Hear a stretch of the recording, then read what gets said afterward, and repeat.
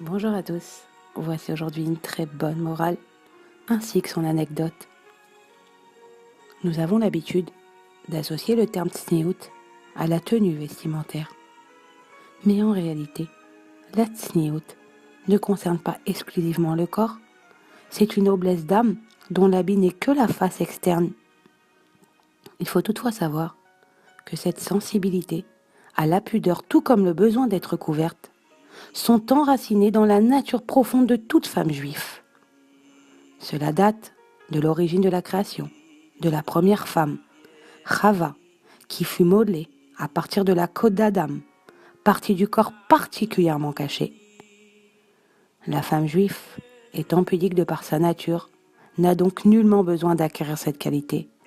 Elle doit juste se préserver des influences négatives et impures du monde non juif, afin d'éveiller et de développer cette merveilleuse qualité dont elle est naturellement dotée. La véracité de ce principe est parfaitement illustrée par l'anecdote suivante. Une habitante de Haïfa se rendit au domicile de la rabbinite Kanensky, vêtue de manière particulièrement indécente. La rabbinite se rendait alors à la synagogue pour la prière du soir et lui proposa « Et si tu m'accompagnais à la synagogue, comme ça nous pourrions profiter du chemin pour discuter ?» Aussitôt, la femme exprima son malaise à se rendre dans une synagogue vêtue comme elle l'était. Les femmes présentes cherchèrent rapidement un habit décent et le premier qu'elles trouvèrent fut une vieille robe de maison. La femme la porte par-dessus ses habits et se rendit avec la rabbinite à la synagogue. À leur retour, bien que la femme ait déjà posé sa question à la rabbinite et obtenu sa réponse, elle resta assise immobile.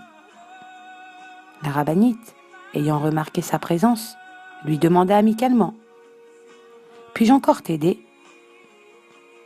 La femme lui répondit « Je suis incapable d'enlever cette robe et de sortir dans la rue telle que je suis arrivée. Mais je me sens également mal à l'aise de rentrer en autobus jusqu'à Haïfa vêtue ainsi. » À ce moment, un couple qui attendait d'être reçu par la rabbinite se mêla à la discussion. « Nous habitons nous aussi Haïfa et serions ravis de vous prendre avec nous à notre retour. » La rabbinite s'enthousiasma. « Regarde, quelle chance tu as! Tu es une sadéquette!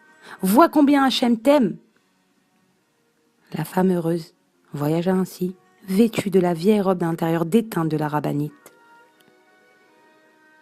En fait, cette femme s'était retrouvée soudain plongée dans l'atmosphère de respect et de sainteté régnant dans chaque synagogue.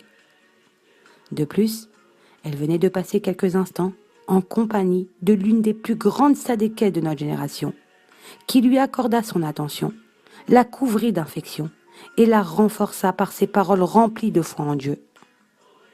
L'âme délicate de cette fille d'Israël, perdue, s'était mise à vibrer et s'était connectée ainsi à sa source. Ce fut au contact de la pureté que sa pudeur originelle avait fait surface et qu'elle s'était sentie si mal à l'aise d'être vêtue comme elle l'était. Voilà, et bonne journée à tous.